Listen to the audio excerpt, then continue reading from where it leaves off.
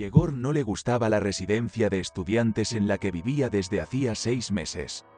Sucedía que quienes habían levantado el edificio años atrás no habían tenido el menor remordimiento por el hecho de que estuviera situado frente a un vertedero espontáneo.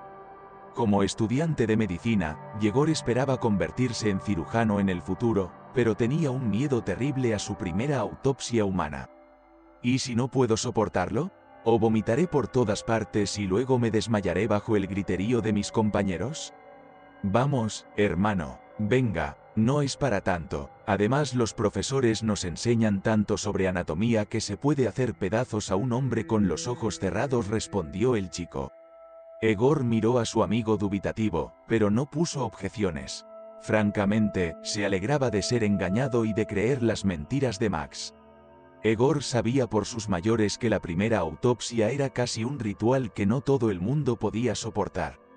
Algunos escuchan los gritos de Marilyn Manson en los auriculares toda la noche, y otros leen manuales de anatomía hasta la locura, para prepararse para una ejecución.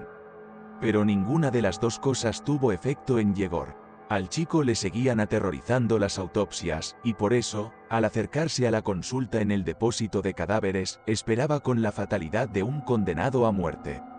Vamos, no te preocupes. Es la primera vez que un patólogo lo hará todo. Lo único que tendrás que hacer es apartarte y olfatear por 2 agujeros, dijo Max. Yegor sabía que su amigo había estado en la morgue a través de un conocido y que incluso había tenido tiempo de practicar un poco. Según Max, una botella de vino de Oporto podía abrir cualquier puerta, sobre todo si se trataba de un empleado de la morgue. Ahora que lo pienso, el sueldo de Colia son unos céntimos. Así que da tours por la morgue por dinero. Le enseña los congeladores, parte del inventario.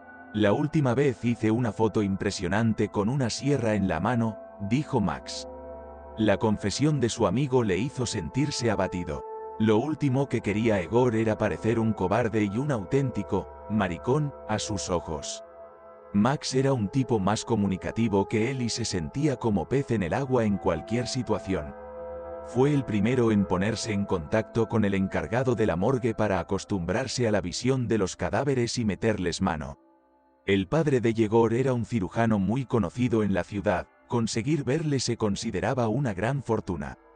Sergei Nikolaevich soñaba con que su hijo continuara la tradición familiar y siguiera sin duda sus pasos.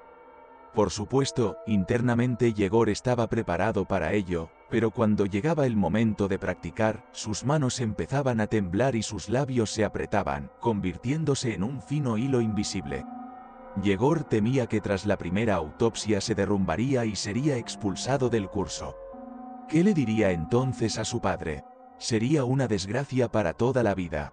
El hijo de un cirujano resultó ser un perdedor, se dijo Yegor. Por supuesto, todo aquello parecía un completo disparate, pero su conciencia le mostraba una realidad alternativa. Así que cuando Max le propuso practicar en el depósito de cadáveres, en un ambiente relajado, Yegor aceptó encantado la idea. Es un tema normal. Si me voy a embarrar, no puedo tener miedo de que nadie respire, y nada de burlas y miradas despectivas del profesor, pensó Yegor. Tras hablarlo con Max, decidió ir el viernes al tanatorio. En primer lugar, era el final de la semana escolar y el dormitorio estaba hecho un auténtico desastre. Algunos iban a visitar a sus padres y otros se preparaban para salir unos días. Y en segundo lugar, en el propio depósito de cadáveres la carga los fines de semana desciende considerablemente, como si morirse el sábado o el domingo se considerara un signo de mala educación. La noche del viernes es la noche. Colia, justo a tiempo para el turno. Un par de botellas de Oporto bastarán y le convenceré para que nos lleve a la sala de autopsias, dijo Max entusiasmado. A Yegor se le iluminaron los ojos de alegría. Ahora podía probar suerte. ¿Cómo sería visitar el reino de la muerte en vida? El corazón de Yegor latía como loco al imaginar la excursión a un purgatorio parecido al depósito de cadáveres de la ciudad. Max se encargó personalmente de la compra del alcohol, pues sabía que no podía confiar en Yegor en un asunto tan delicado. Los conspiradores estaban deseando que llegara el viernes. Yegor ya había anticipado el momento en que un mes más tarde, en su primera disección, demostraría conocimientos y resistencia dignos de un sabio cirujano experimentado. Al muchacho le parecía que sus habilidades asombrarían incluso a un patólogo curtido. A la hora convenida, Egor y Max se pusieron ropa holgada, salieron del dormitorio y caminaron hacia el complejo hospitalario, donde, de hecho, se encontraba el edificio de la morgue de la ciudad. El crepúsculo se cernía sobre la ciudad, pero a Max no le asustaba. Condujo con confianza a su amigo a través de una brecha en la valla de hormigón hasta encontrarse en el patio del hospital. Kolia, el conserje, ya les esperaba en la puerta del depósito. En la cara del hombre se notaba que estaba nervioso. Lo más probable era que la resaca le estuviera pasando factura, que solo podría aliviarse con una nueva dosis de alcohol. Bueno, ¿dónde estabas subiendo? Llevo una hora aquí parado como un pilar. Ha sido un día ajetreado. Están llegando muchos cuerpos. Incluso llegó uno extraviado, así que hay muchos muertos para elegir. Pero sin manipular, ¿de acuerdo? Nada de bisturíes ni incisiones, soltó Kolia al mismo tiempo. Max se miró con Egor y luego entregó al guardia una bolsa de vino fortificado. Este es el trato, chicos. Nada de bazar. 3 o 4 horas estarán a vuestra disposición. Y no olvidéis mi petición. Estaré en mi habitación si me necesitáis. Cuando os vayáis, me avisáis, ¿vale? Preguntó Kolia. Max hizo una señal con el pulgar al vigilante de que él y su amigo lo tenían todo bajo control. Egor no había estado en un depósito de cadáveres en su vida, y menos de noche. De hecho, no le daba nada de miedo. Yegor nunca había sentido tanto miedo en su vida. Le parecía que en poco tiempo las propias paredes de este reino de la muerte se cerrarían sobre él, engulléndolo como un abismo infernal. Lo primero que no le gustó a Yegor fue el olor, penetrante, acre y nauseabundo. No era el hedor de los cuerpos putrefactos lo que provocaba el hedor. Por extraño que pudiera parecer, era el olor del desinfectante que se había aplicado generosamente en las paredes y el suelo de la institución. Sí, es más fácil vomitar que sonarse la nariz, susurró Egor. Deja de quejarte, hermano. No pasa nada, se te pasará el miedo, ya no te asustarán los muertos, se apresuró a asegurar Max al muchacho. La confianza de su amigo se fue transmitiendo poco a poco a Yegor, que tras su adoctrinamiento, empezó a sentirse mucho mejor. Como no era la primera vez que Max estaba en la morgue, condujo a su amigo a la sala de autopsias con mirada experta. En realidad, todas las demás salas tenían poco interés, ya que este era el único lugar donde se realizaban autopsias. Recordando la admonición del guardia Kolia, Yegor se comportó en silencio e intentó pasar desapercibido incluso entre los muros de este reino de los muertos. Cuando Max abrió la puerta de la sala seccional, solo había un cuerpo tendido, cubierto con una sábana. Al parecer, lo habían preparado para la mañana siguiente. La morgue estaba cerrada por el turno de noche.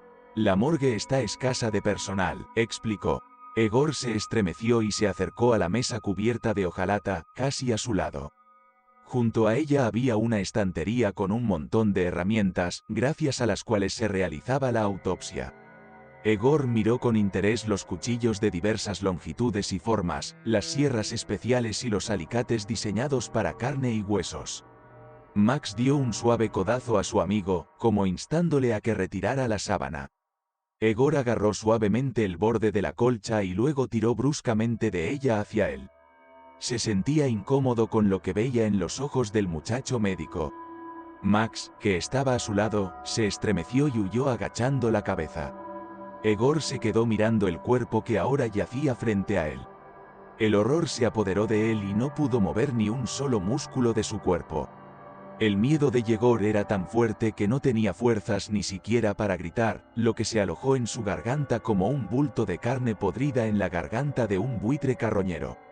El hecho era que delante del estudiante de medicina yacía un hombre completamente vivo, con los brazos y las piernas fuertemente atados con torniquetes de goma.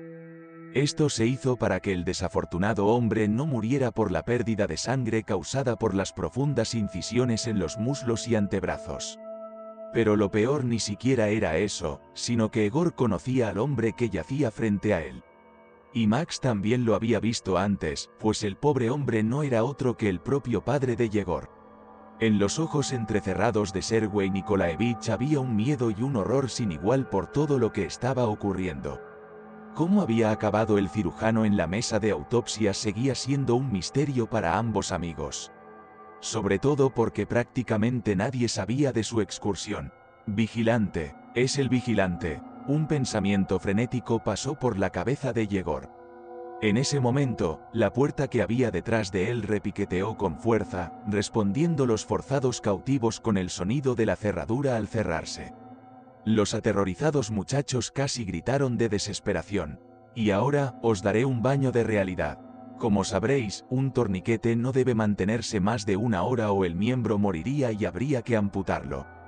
Teniendo en cuenta que te he puesto los torniquetes hace 20 minutos, te estás quedando sin tiempo, jadeo con acento agudo Kolia a través de la puerta. Déjanos salir de aquí, bestia, gritó Max y corrió hacia la puerta.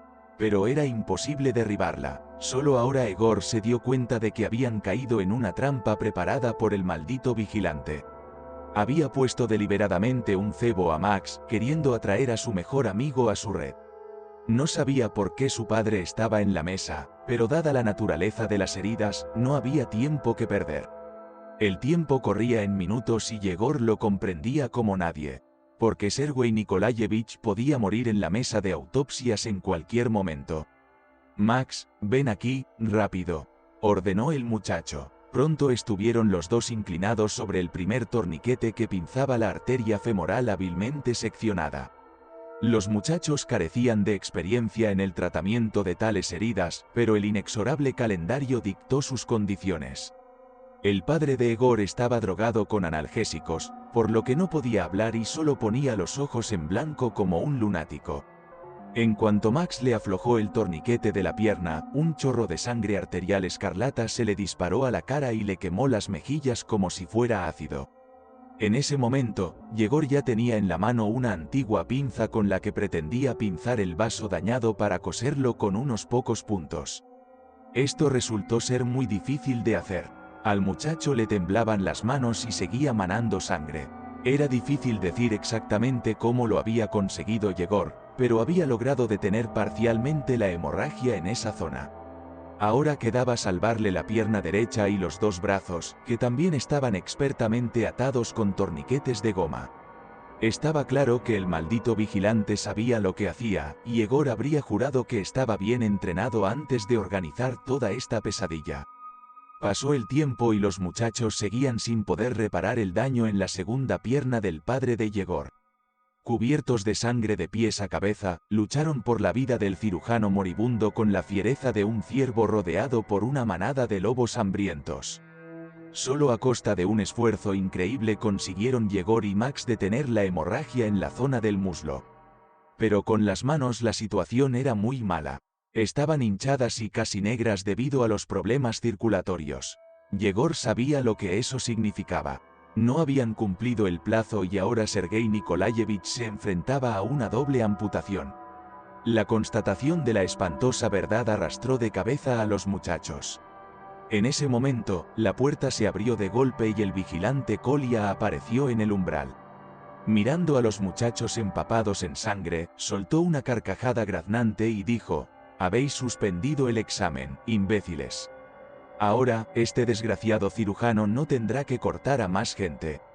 Le van a cortar sus propias manos hasta los antebrazos». «¿De qué estás hablando, idiota?», gritó Yegor, empuñando un bisturí. Kolia sonrió satisfecho y dijo: «El idiota eres tú, Yegorka. Hace 5 años, un tipo vino a la mesa de tu padre con un ataque de apendicitis aguda. Era una operación menor, pero se las arregló para fastidiarla. El tipo murió, y tu padre se salió con la suya. ¿Sabes cómo se llamaba el tipo y de quién era hermano?». Yegor se agarró la cabeza y cayó de rodillas. Recordaba el incidente tal y como su padre se lo había contado borracho a su hijo. Mientras tanto, Kolia sacó una pistola de la cintura, se la puso en la sien y, guiñándole un ojo a Max, apretó el gatillo. En el mismo instante, los sesos del guardia loco cubrieron el interior de la puerta con una manta azul púrpura. Con una elaborada venganza, Kolya pasó al otro mundo después de su hermano mayor, que había muerto en la mesa de operaciones de Sergei Nikolaevich 5 años antes. El vigilante solo calculó mal en un aspecto. El cirujano responsable de la muerte de su hermano solo le amputó un brazo. El otro se salvó, aunque después de algo así, Sergei Nikolaevich podría olvidarse de la carrera de cirujano. Pero Max y Yegor aprobaron tal examen, lo que no todos desearían a su enemigo jurado. Posteriormente, Maxim abandonó los estudios y dejó la medicina. Egor, por su parte, ha tenido un gran éxito en este campo y fue capaz de superar el miedo que le causaba la visión de carne viva o muerta. Sin embargo, el joven cirujano nunca habla de cómo obtuvo estos conocimientos. Pero todos lo sabemos, ¿no?